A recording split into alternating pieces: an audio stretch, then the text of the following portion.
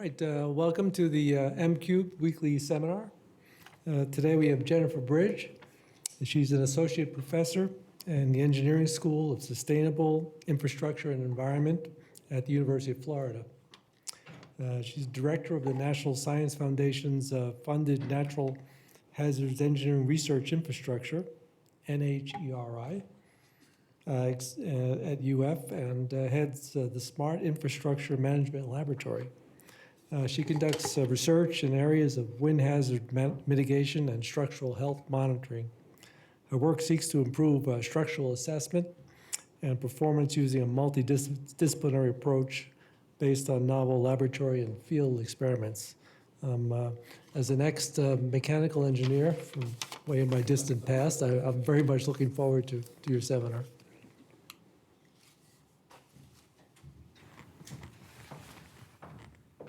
All right, thanks, Rich. Yes, disclaimer, I'm an engineer. I'm a structural engineer, so hopefully I can do a little bit of translation on what I'm going to talk about today, and I'm even going to do a little bit of background in wind engineering.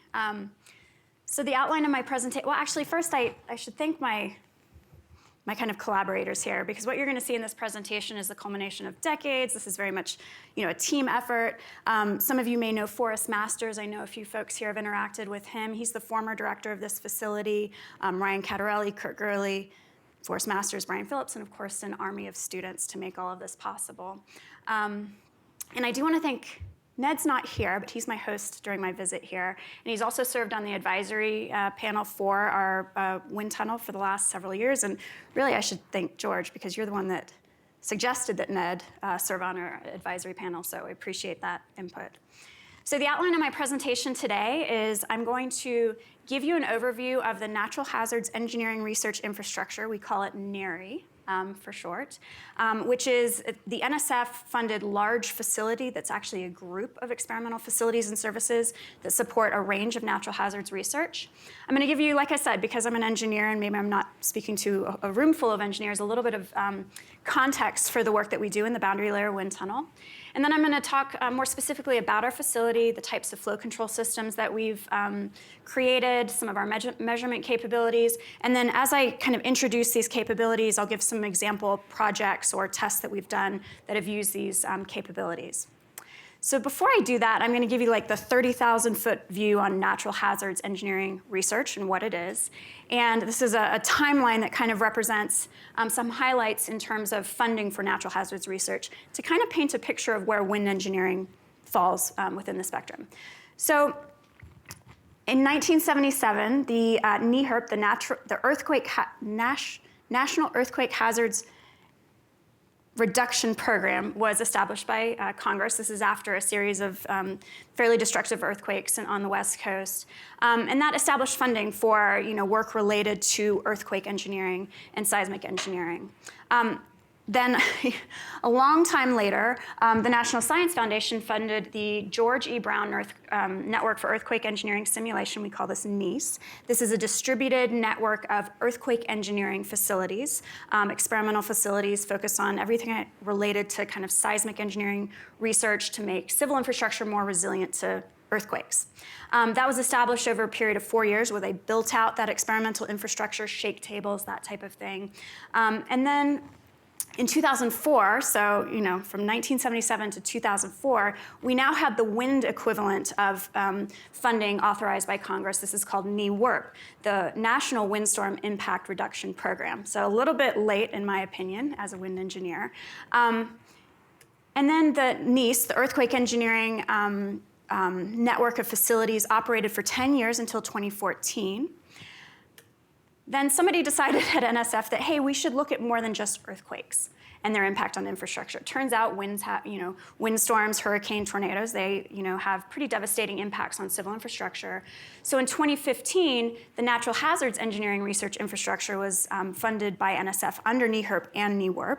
And there was a program manager at NSF who was in the engineering directorate that decided, again, we should probably add wind engineering to our offerings of research infrastructure to the research community. So then NHERI was established in 2015. It's going to be operating until 2025.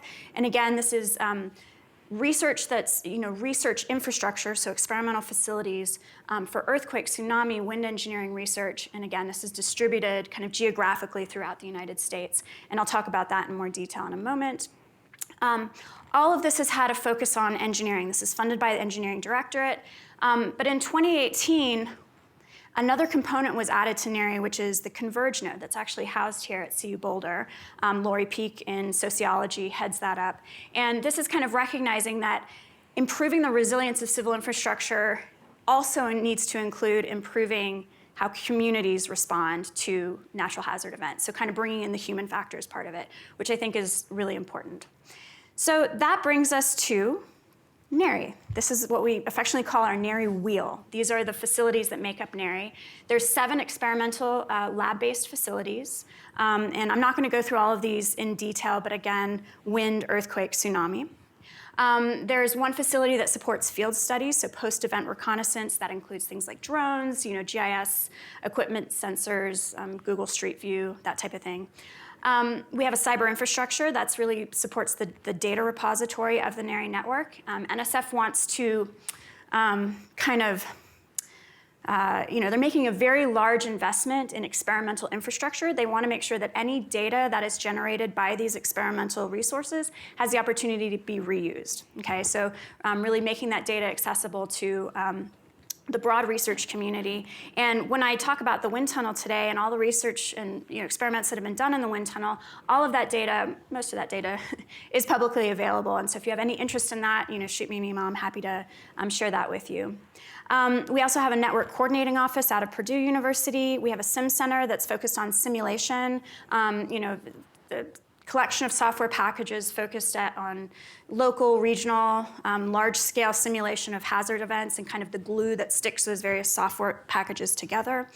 And like I said, we've got 2 facilities that are focused on wind engineering. Both happen to be located in the state of Florida. At Florida International University, they have what's called the Wall of Wind. This is a very large-scale, destructive wind hazard wind tunnel facility where they can do, again, large-scale experiments to destruction, to failure. And then we have our facility, the Boundary Layer Wind Tunnel, which I'm, again, going to detail today. But kind of highlighting NSF's investment in wind engineering. There's also 2 more facilities that are in the planning stage. These are funded under MSRI, Mid-Scale Research Infrastructure funding by NSF. One niche on the bottom here is planning for a full-scale 200-mile-per-hour wind wave facility. I'm going to be really interested to see how all this pans out. Again, full-scale, think full-scale buildings being subjected to surge and wave loading in conjunction with wind loading. And I get why they want to do this, because scaling effects on wind versus waves, it's challenging to do those experiments separately. But they're going to do them together and at full scale, and it's, stay tuned for that. It's going to be very interesting. I can't speak to the details of that, should you have questions on it. And then just hot off the press, as in like 2 weeks ago, NHERI has just been funded, which is planning for a facility that's going to look at tornado downburst gust front events, and I think very large scale as well. So again, just highlighting NSF's commitment to expanding wind engineering resources. And I will say, kind of back to the history I gave you about earthquake and then wind engineering kind of coming later, there are a lot of earthquake engineers. The expertise follows the funding. NSF invested heavily in earthquake engineers, and the wind engineering community is small, and we're trying to grow it. So that's a big part of what we're doing here. At the end of last year, the natural hazards community, the NHERI community got together, and we had a summit kind of trying to figure out, well, what's going to happen beyond 2025? And so again, for big picture, I thought I'd share with you some of the major themes that came out of that research summit, so you can kind of see where our community is envisioning research is going to go in the future. The first thing that we decided was that this whole network of shared use facilities really works. It's like one of those cases where the whole is greater than the sum of the parts, and folks that do research within this network really become part of a research community that can be quite effective in accelerating change. And we can learn from the different hazard communities, whether you're experimentalist or a modeler, we can really learn from one another. It's been quite effective. we think that it would be even more effective if we could add regional and community-based test beds. So taking the work out of the lab and into the communities and actually seeing how our engineering solutions can affect resilience in communities. And part of that is kind of the third takeaway, which is that in order to transform community resilience, we need effective technology transfer, and we need ways, again, to take research from the labs into the community by engaging stakeholders and community members.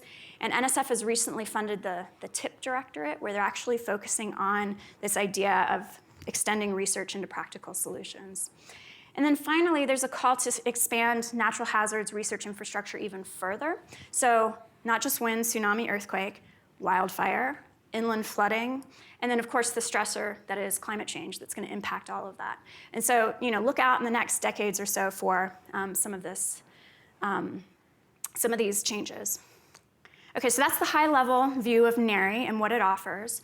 But I want to focus in on our boundary layer wind tunnel at the University of Florida. So we are a shared use facility. I learned a new term at the FAIR workshop, which is reservable. What do you call it? Like a reservable asset. Like basically anybody can come use that piece of equipment. This is kind of like that. Our lab is a shared use facility where researchers who are funded by NSF can come to our facility. They can treat it as their lab. And one of the things that we're really proud of is that we have lowered, or I don't want to say lowered the bar, because we never want to lower any bars, but democratized wind hazard research so that folks that don't come from traditional wind hazard backgrounds or experimental backgrounds can come in and do wind tunnel studies with the services that we provide. So providing access to the experimental infrastructure, supporting transformative research, and then ultimately expand and diversify the workforce, so expanding that wind engineering community. And full disclosure, this is a little bit of a sales pitch. You don't have to be a wind engineer. If there's anybody in this room or where you see a potential opportunity, we're really wanting to grow our user base, and so that's part of why I'm sharing this with you today. But first, a little bit of wind engineering background for my non-engineering audience members. So what is wind engineering? It's the discipline concerned with the effects of wind on the natural and built environment. Basically, we want to design infrastructure, buildings and bridges to withstand wind loads. And there's a longer definition here from the American Association for Wind Engineering. It's a multidisciplinary field, although you find that most wind engineers are structural engineers. We're looking at wind loads and penetrations for buildings and structures, but there's also the societal impacts, cost-benefit analysis, risk analysis, pollution, dispersion, wind energy, and urban aerodynamics. So it's a pretty large field, but really what I'm focused on today is mostly the impacts on civil infrastructure, which is buildings and bridges. So this is what we call the Alan G. Davenport wind loading chain. He was kind of a pillar of wind engineering. And in, I think, 2011, the International Conference on Wind Engineering adopted this as kind of an official way that we approach the field of wind engineering. So the idea is you've got each of these links in the chain that help us go from the wind generating phenomena, this is what you guys study, all the way to the loads that we need to design for on a structure. And there's obviously uncertainty in all of these, all of the links of the chain. We've got the wind climate, again, that's the wind events, the influence of terrain, aerodynamic effects, or bluff body aerodynamics, the impacts of the dynamics of the structure interacting with the wind, and then the criteria. That really means like the code-based prescriptive, kind of how we consider risk, so the importance of one building versus another. And we put all this together, come up with the wind loads and response. And what we try to do in the wind tunnel, the boundary layer wind tunnel, is we are really focusing on these three links within the wind loading chain: the terrain, the aerodynamic effects, and the dynamic effects. And so when we design a building, most of our building codes are based on American Society of Civil Engineers wind loading, ASCE 7. And the velocity pressure, that we design for, Q, at a height Z, is a function of the velocity squared, of course, but there's these coefficients that we account for. There's a coefficient that adjusts for exposure, for topography. This is like the speed-up effects over terrain. We've got a directionality coefficient, an elevation or an air density correction, essentially, and obviously the wind speed, which includes the effects of risk or the return period for which you're designing. we turn design wind pressure, we turn our velocity pressure into a design wind pressure with a gust effect factor that accounts for the flexibility of the structure, and a pressure coefficient that accounts for the geometry, the bluff body, the aerodynamic effects. And then it's actually a net pressure, so we subtract the internal pressure. So again, just giving you the context of all these different things that we're using in design that are prescribed in the design codes that we use. When something falls outside of the norm, we might do wind tunnel testing, but ultimately wind tunnel testing also informs what values of these coefficients go into the code. And that's why it's so important what we do. Okay, so that's the background on wind engineering, and hopefully provide some context on the work that we do. There's a lot of complexity and uncertainty. You guys know this better than anyone. And so there's even though this is a field that's been around for ever, there's still a lot of unanswered questions that we are working towards. So, to give you a little bit of background on our group, this group has our research group. Before we kind of built the research infrastructure in the lab that you're going to see, there was a lot of field observations that are still going on today. So I want to just briefly talk about the Florida Coastal Monitoring Program, or FCMP. This started in 1999. It's a series of mobile towers that are deployed during tropical cyclone events, typically trying to capture some of the highest winds that are measured over land. They're taken out on trucks. They're kind of are towed as a trailer. The team tracks, the path of the storm, and they place the towers. They deploy them, where they think they're going to get the measurements that they want to achieve, and then they get out of the way. So this is left out there to collect measurements during the storm. It's been deployed in over 40 named storms, and the data is available in near real time, relayed back to our university every 5 minutes. And this is a list of storms. I certainly don't need to go through this, but just to give you an idea kind of how active this program has been for as long as it's been. And I'm just going to quickly go through the available towers that we have. We've got the 10-meter weather station. We have 2 of these. We've got ultrasonic and propeller type anemometry at different levels, as well as other kind of environmental sensors that are there. The 15-meter weather station, we have 1 of those. This obviously is taller and has more levels of anemometry on it. And then we also have a 10-meter wind and rain station that, in addition to the anemometry, also has a precipitation imaging probe, so we can kind of look at that wind-driven rain as well. This is kind of a typical measurement trace that you might see. And one thing I'll say about this is this data, for the most part, some of it's been published on what we call DesignSafe, a publicly available repository. If you are interested in any of this data, certainly some of it's available there. You can email me. We have all the data available, should that be something that would be of interest to you.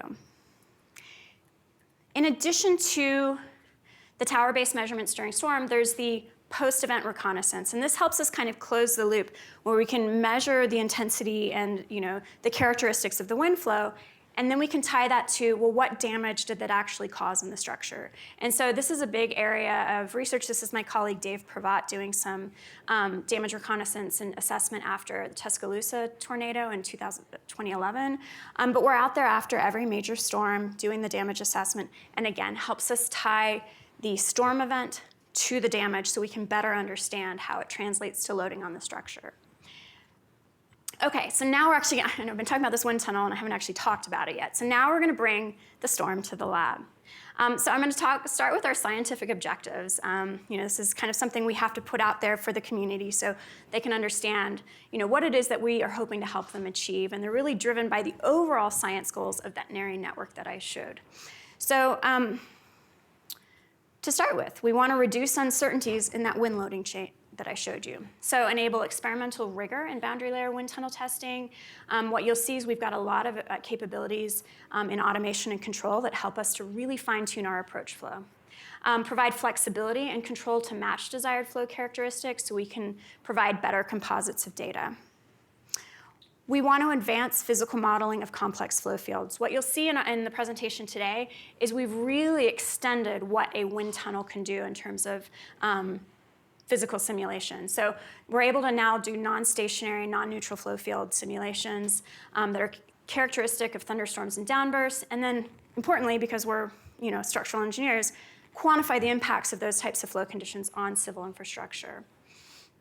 We want to advance computational wind engineering. So even though we're all experimentalists, we recognize that someday computation is going to put us out of business. And the way that we're going to help do that is by being able to provide really high fidelity, repeatable data sets that can act as inputs to modeling to help advance those efforts.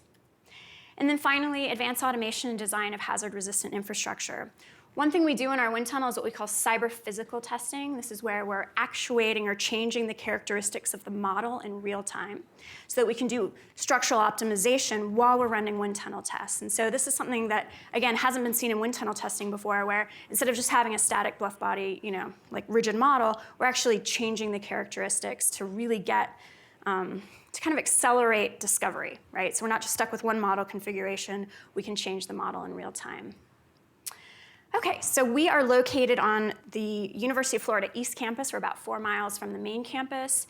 And the red buildings that you see kind of on the upper left of your screen, that's Powell Laboratory, where all these resources are that I'm going to talk about today. We have some pressure loading actuators that I'm not going to talk about where we do destructive testing, but I'm going to focus in on our primary resource for our external users, and that's the boundary layer wind tunnel. We call this our large-scale wind tunnel or our self-configuring wind tunnel. It's 38 meters long, 6 meters wide, 3 meters high. So as boundary layer wind tunnels go, it actually is quite large. Everything that we do in here is scale model, but relative to other wind tunnels in the US, this is quite a large tunnel. It is an open circuit wind tunnel, so we are open to the outside air. And before I get into kind of some of the cool features of the wind tunnel, I'll give you just an overview of the principle of operation. And nothing about this wind tunnel, kind of at first glance, is different from a standard boundary layer wind tunnel. So as we, our goal is, I don't know if you can see this here. No, the test section on the far right of the screen, that's where your model sits. Okay, so it might be a model of a building or a bridge or some other component. And it's on a turntable, so we can look at different wind angles. And the goal is, as you're moving from left to right, that you develop the boundary layer profile so it, it has the fidelity you want, has the profile that you want by the time it reaches the test section. So we start with, on the left, the main fan bank. There's 8 vane axial fans that are kind of the primary driver of the flow. The flow then goes through some honeycomb that kind of helps straighten out any kind of fan-generated turbulence. Then the Irwin spires are optional, but they induce kind of large-scale mixing to start to grow the boundary layer. And then over the development section, these are our roughness elements. That's where we develop the boundary layer.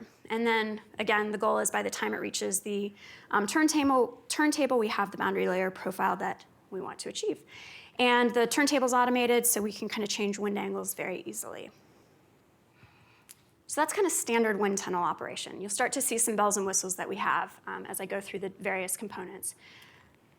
Before I do that, just when we talk about tests in a wind tunnel, what are standard tests that happen? Well, we may simply do flow characterization, where no model is in the wind tunnel, but we're looking at various aspects of the flow. We do that with velocity probes that I'll talk about in just a moment that allow us to kind of build those profiles. We do rigid models that are pressure tapped. So you can see this little house here with little holes on it. That's where we're looking at the variation of pressures over the bluff body. We also do rigid models that are high-frequency force balanced, and that's where we're simply measuring the reaction forces and moments on the base of the model. And then we also do aeroelastic models. Those are models that have some flexibility associated with them, so we have to account for the dynamics and the scaling and the design of the experiment. As I mentioned, we also do cyber-physical models that can be any combination of tapped rigid models or aeroelastic models.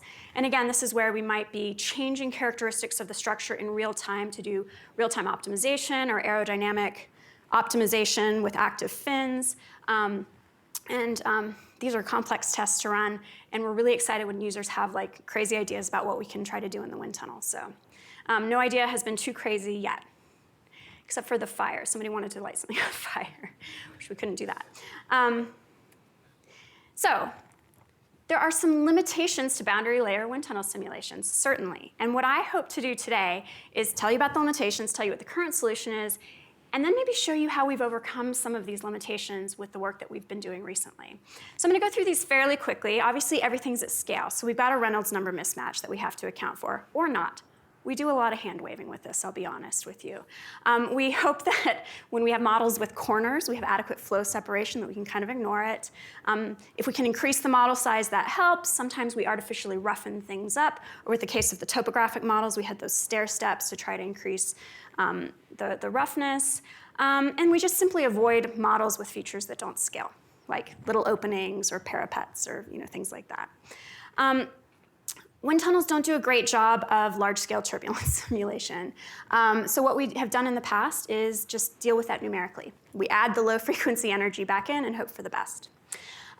We also only really have usable profiles up to about 25% of the gradient height. So kind of after that, we get this kind of outer layer wake distortion. So what we do is we just make our models small enough so it fits within that 25%. Haven't been able to do stationary or non-stationary or non-neutral profiles. Haven't done a great job of controlling higher order flow characteristics. We've just kind of ignored that. And wind tunnel testing can be time intensive and costly. And so again, what I hope to show you today is we've overcome a lot of these. All right, so the first thing that I'm going to present, I showed you our development section with all those roughness elements. In a standard typical wind tunnel, those little elements are placed by hand, or they're on panels, and you may only have a few roughness configurations available to you, a few terrain configurations. Our terraformer has completely automated that. So we've got over 1,116 elements that go from flush with the floor all the way up to 16 centimeters.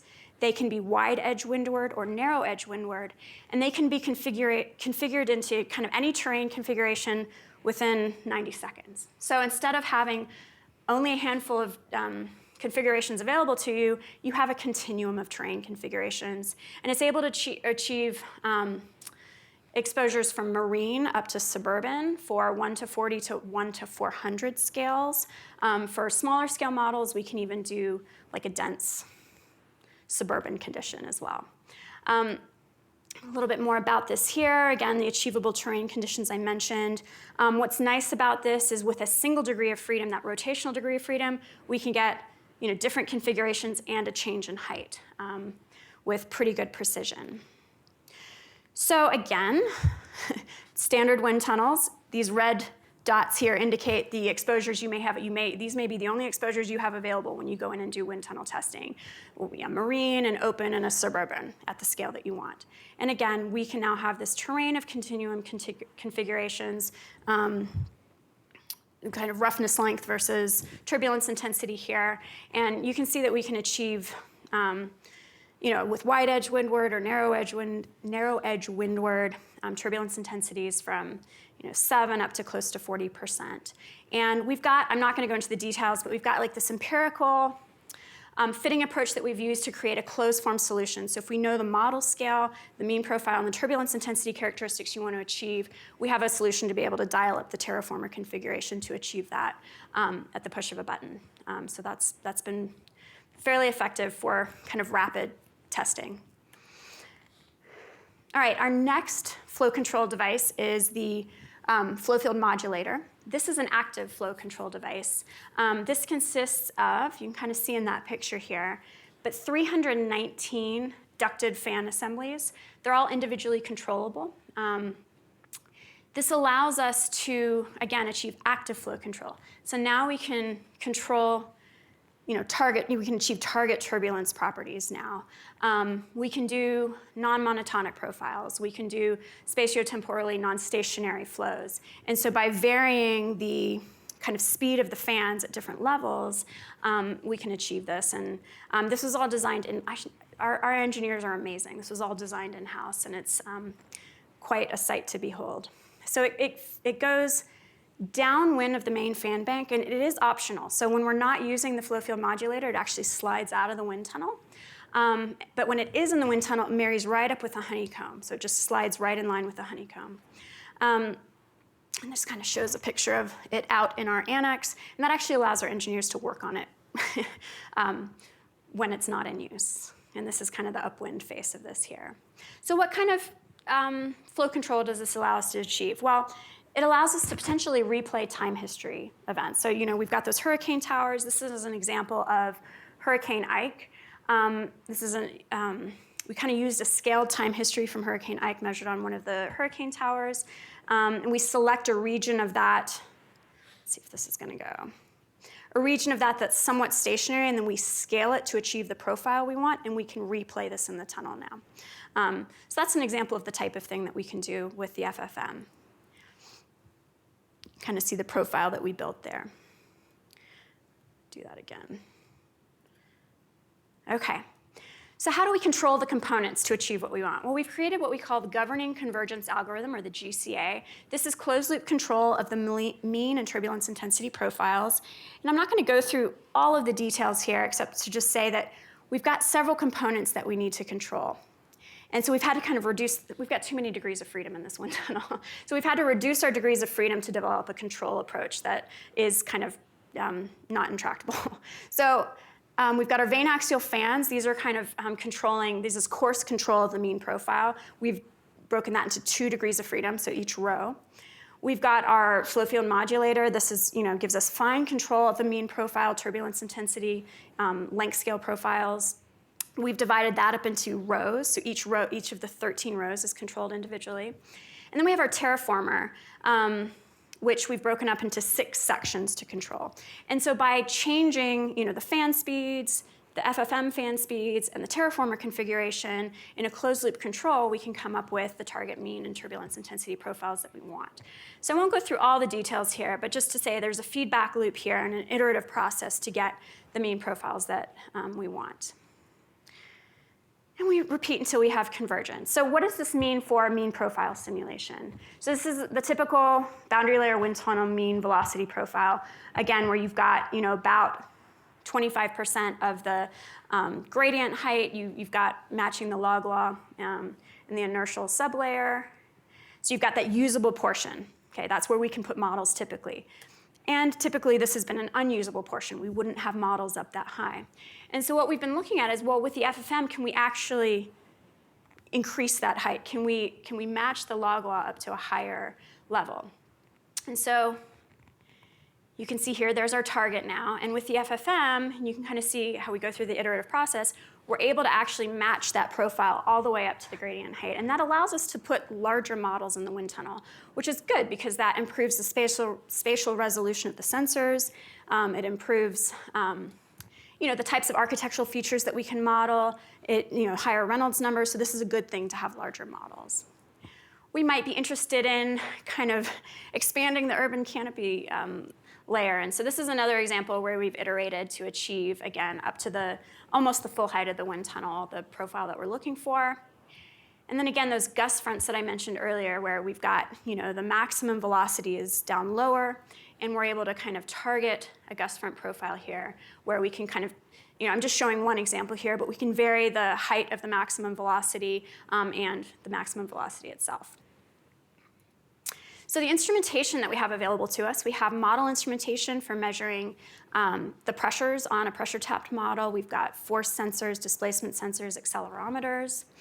So to show you how the scanning valve system is how we measure pressures on our model, I'm going to give you an example of why a lot of terraformer configurations can be useful and how the scanning valve and the terraformer combined allow us to do that. So this is a 1 to 20 scale of kind of a typical low-rise building that we might look at. And to give you just kind of a visual on what the measurements look like, you can kind of see that kind of standard suction area where you have the separation bubble there. And zooming in on the roof tap lines that you can see here on the picture on the left, what you see on the right are the pressure coefficients that are measured along those roof tap lines for 16 different turbulence intensities. And so what we see is that the spatial distribution of the pressure peaks measured along that roof line are heavily influence the mean reattachment length. And so this is a trend that we might not have seen if we were only looking at 3 turbulence intensity or 3 approach flow regimes. So it allows us to really kind of zoom in on the spatial variation of the pressures on the roof by being able to look at, again, this fine-tuned approach flow. A lot of terraformer configurations here. I think it was 33 total. All right, so we also measure flow in the wind tunnels. So we have what we call a multi-degree of freedom instrument traverse. What the instrument traverse does is it allows us to measure simultaneously. We've got 12 velocity probes. These are from a company called Vectiflow. We actually just commissioned this recently. And this allows us to have simultaneous probe measurements on a vertical span of up to 1,700 so almost the height of the tunnel. And this thing can be moved, laterally, vertically, longitudinally, and we can adjust the spacing of the probes. So that allows us to kind of maybe have more dense spacing down below, less dense spacing up above, and it allows us to get, again, those time-correlated vertical profile measurements. So this would be an example of the type of thing that we'd be able to put together there. So how have we used the instrument traverse with the terraformer? I want to highlight a project that's done by Mike Shields at Johns Hopkins and Kurt Gurley, who's at UF. This is where they're looking at the wind tunnel modeling of the higher order turbulence and its effects on structural loads and response. So let me just give you a little bit of background. Most wind tunnels only are required to capture a mean profile and a turbulence intensity profile. So if you were to put the same model in two different wind tunnels, are you going to get the same peak loads if they've matched mean profile and they've matched turbulence intensity? The answer is no, you don't. And that's because wind tunnels aren't required to match higher order statistics. So something like skewness, more of an extreme value type of thing, is going to influence the peak pressures. And so this study, in a nutshell, without going to all the details, is trying to look at equivalent second order profiles, so profiles where the turbulence intensity is the same, so terraformer configurations that have the same turbulence intensity, but different higher order statistics. What is the difference on the loading? And spoiler alert, there is a difference. And so again, the way that this study went about this is they parameterized that terraformer by changing the amplitude and the wave number, kind of the undulation of the terraformer elements. And they did, I think, over 1,500 terraformer configurations. Would not have been done in a standard wind tunnel. This is an example. Again, you can see how the wave number's changing with these configurations and the amplitude. But this was done in only maybe 500 hours worth of testing, which is pretty amazing. And this figure is kind of hard to explain, but it's not that hard to explain. But what this is the wave number, the undulation of the terraformer, and the amplitude of the terraformer. And the green region represents configurations, so different terraformer configurations that have the same second order characteristics. And they found these with machine learning. I'm kind of glossing over that detail. They use machine learning to kind of target which tests to run. They then have taken these second order equivalent profiles and they've now imposed them on bluff body, different building models in the wind tunnel. And again, just to kind of cut to the chase here, second order turbulence modeling in the wind tunnel is not sufficient to resolve peak loads. And this is something, again, that our automation capabilities have kind of illuminated that maybe wouldn't have been seen in the past. We also have a particle image velocimetry system, PIV, that we use. For those of you that may not be familiar with the PIV, it's essentially it's like a class 4 laser. All the doors have to be shut, eye protection. We emit a sheet of laser light down over the model or the topographic section or whatever it is that we're trying to measure. We've got 2 cameras. This is stereoscopic, so 2 cameras that are kind of pointed towards the laser sheet, and then we seed the flow with olive oil. And we basically measure, track the particles in the flow. So you can kind of see this is also on an automated gantry system. The cameras are fixed. The configuration of the cameras and the laser are fixed, but the whole thing can traverse to capture the transects that we need. You can see that there. This is a laser over part of a topographic model. And we had to come up with our own seeder. Seeder is what shoots the olive oil into the field. Because again, this is an open circuit wind tunnel. So it disperses very quickly. So we're having to really pump the olive oil out here. And it gets everything really messy. And this is an example of just a time lapse of a slice of processed PIV data.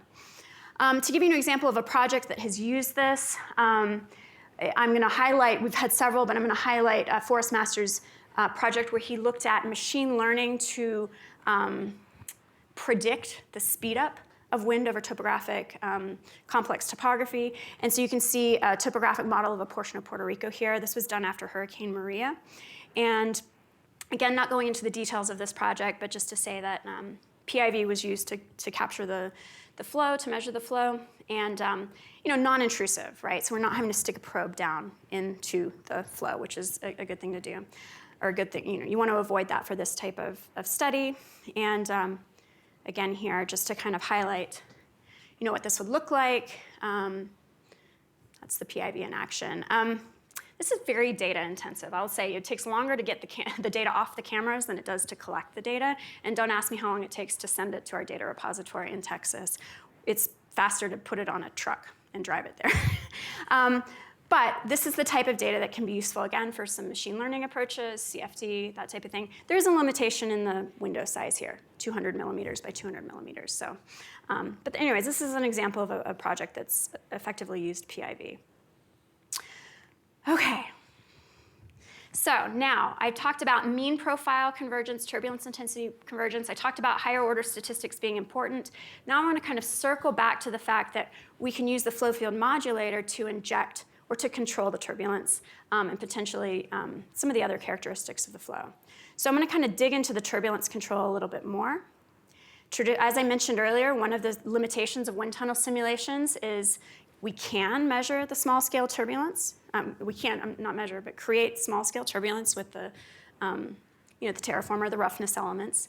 But we're deficient in large-scale turbulence. And so you can kind of see this here. So the research question is, can we reintroduce that missing energy by controlling the turbulence using the flow field modulator, or an active control device in the wind tunnel? And for us as engineers, if we can do that, is there a meaningful difference on the peak pressures that the buildings experience? And so again, what we can see here is, of course, we have effective small-scale turbulence from the terraformer. That's our terrain-induced turbulence. And now we want to use the flow field modulator for that large-scale turbulence. So coming back to, I'm not going to go through this again, but coming back to our flow control process, our GCA approach here. Now, instead of simply matching mean profiles and turbulence intensity profiles and iterating on that, now we've added another component to this where we're actually trying to tune the spectra, right, and the length scale, try to really increase those length scales. And again, not going through the details here, I'm just going to kind of show you an example of how this works, I'll play this, kind of show you the convergence. So on the left here, we have the mean velocity profile, and here we can see the longitudinal velocity time histories. You can see the input command, essentially, to the flow field modulator, and then the output, what we're measuring at the test section. You can see the power spectra that we're trying to match here. We're doing a spectral warping procedure to kind of get those aligned. And then you can also see the output. Well, here you can see these are the different levels where we're kind of comparing the inputs and the outputs here. For our convergence, and then the output autocorrelation. And so the idea is when we can match the power spectra and the when we can tune the spectra and the autocorrelation, then we can have convergence with the mean profiles, the turbulence intensity, and the length scale profiles. And so this kind of shows, if this works, the process of converging, and you can see the power spectra converging there. So this is really cool. We're very excited about this. Okay, so potential use cases. Non-neutral flow control, so prescribed mean profiles. Large-scale turbulence modulation, so prescribed mean profiles. Standard deviation, integral length scale profiles. Synthetic turbulence with prescribed spectral content. And variable correlation or coherence. Non-stationary flow control, so maybe transitioning between target profiles. I actually have a cool video of that I didn't include in this presentation, where we can go from a neutral profile, transition to a gust front profile and back, and look at the impacts on our building models. Perhaps a combination of all three, that'd be really cool. Non-stationary wind loads, non-stationary fluid structure interaction, and then flow-induced motions, and then again, data for CFD simulation. So there's a lot of open research questions here that we're now kind of right at the point where we can enable, and we're kind of open for ideas of where to go next. I want to kind of circle all the way back to the fact that this is a shared use facility. We've been in action since 2015, and this is kind of a map I've made of our wind tunnel users since 2015, so you can see NCARs there. George came and did some tests in the facility where they were looking at kind of urban canopy impacts on hurricane modeling. But we've supported 22 PIs from 22 different institutions throughout the country. And again, just to reiterate, we're really proud of the fact that folks that come to our facility aren't necessarily traditional wind engineers. Stochastic mechanics, atmospheric science, hybrid simulation. We've tried to poach a lot of those earthquake engineers I mentioned at the beginning and bring them over to wind engineering. And we also do studies that are not NSF-supported, so FEMA, NOAA, NIST. I mentioned that topographic study with the PIV. That was part of a larger initiative that also included NIST funding and FEMA funding, where they actually redid the wind speed maps for Puerto Rico because of the studies we did in the wind tunnel. Okay, so that brings me to the end of the presentation. If you're interested in the wind tunnel or learning more, we've got a website there, and of course you can always email me. So thank you for your attention.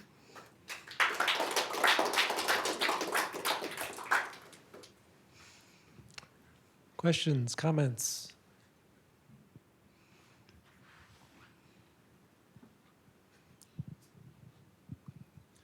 Thanks, Jennifer. Sure. It's the culture has moved a lot since when I used to sit in the wind tunnel. And I was curious whether you can do anything about stratification. Ned has brought that up several times, and maybe is the answer. We've talked about some ways to kind of do some temperature control that might help get at that, but that's not something we haven't looked at yet, but we're certainly open to it. Although my predecessor as director said, no, we can't do that. So it's an open question. So like the wind tunnels at CSU, one was a stratified wind tunnel for sure. Yeah. It's just that outside, it's an effect we can't ignore. Absolutely, yeah. And we also have an additional challenge of being an open circuit wind tunnel, so we are kind of open to the atmosphere, so it makes some of that control a little bit more challenging for us, yeah, unfortunately. There's pros and cons to being open circuit. Yeah.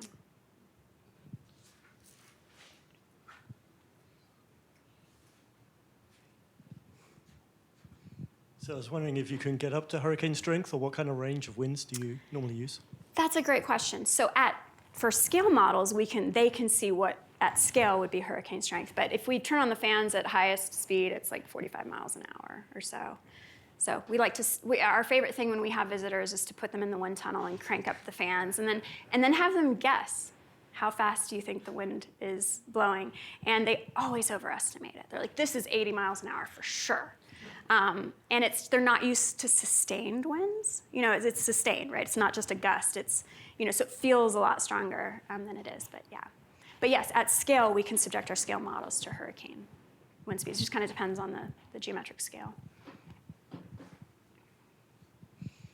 I was just curious, you may not have the answer, but what takes more electricity, the boundary layer wind tunnel or a supercomputer to simulate the same thing? Yeah, that's a really good question that I don't have the answer to. Our power bill is quite high, and we have a special relationship with the local power company. And in fact, our power, we have adequately supplied the power we need for our experimental facility to the point that now other experimental resources on campus are eyeballing our lab to install their. We're getting taken over by a magnet. No, we're not getting taken over, but the point is that we have adequate power for our needs, and other people are eyeballing our resources. Yeah. The other thing, and this isn't kind of what another thing that we have to consider is noise. It's quite a noisy system. The main fans are noisy. The FFM is noisier and more annoying because it's much higher pitched, much higher frequency. And so we certainly have hours of operation that we have to be very considerate of because there's neighbors as well.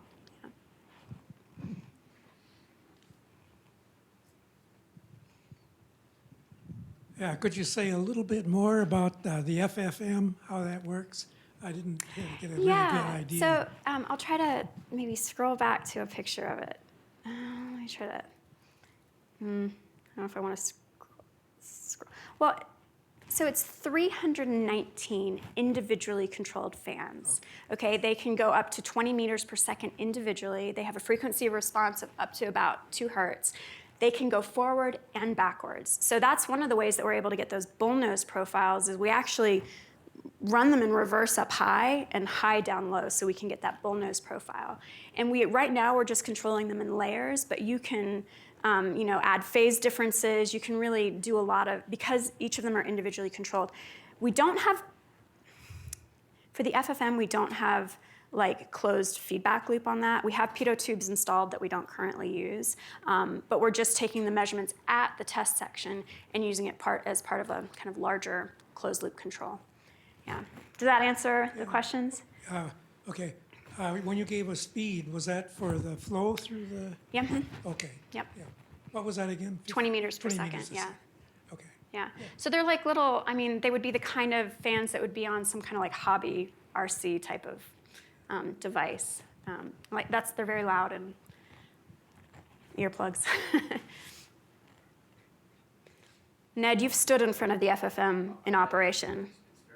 We give all of our visitors earplugs and then we play hurricanes on them. 300 drones. It's exactly what it is. Hi, thanks for the talk. I noticing many of your figures where you're doing like a fit and you have kind of like a theoretical line. Yeah. There's a lot of distance between the fit and the theoretical line near the surface. Is that inherent of wind tunnels, or is it that we just don't know what that lowest layer should look like? It's a little bit of an inherent challenge in wind tunnels. Also, just our measurement, we can get those probes close together, but we can only get them down, within, a certain probe distance from the floor. And so we can, getting the resolution down there is not as high as we would want it in a perfect world. So we're kind of limited by that.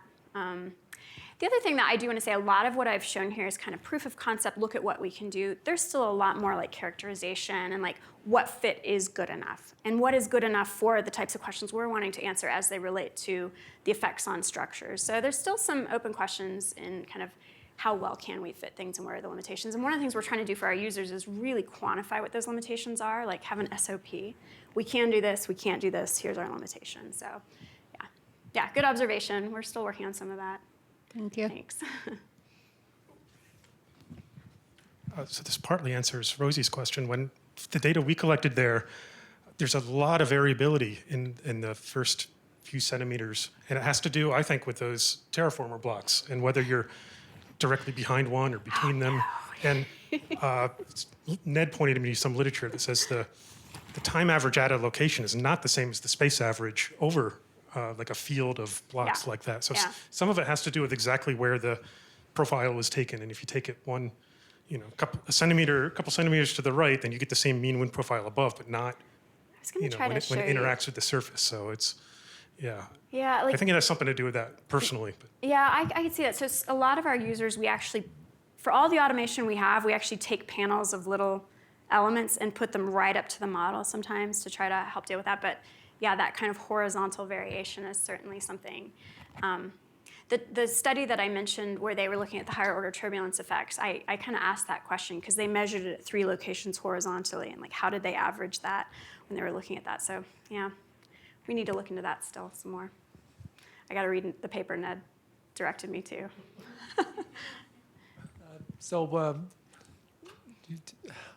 How influential are sidewalls on this flow? Yeah, I mean, we obviously we have to watch out for kind of blockage ratios and not getting too far out. So yes. So not too close to the wall. No, not at all. Yeah. No. We try to keep it below 5% blockage ratio, and we try not to get. Yeah, because the longer the tunnel, the wider the boundary there. Yeah. Yep. Did we have another question or comment? All right. Well, please join us for cookies and coffee. Thanks so much, Thanks. Jennifer. Appreciate it.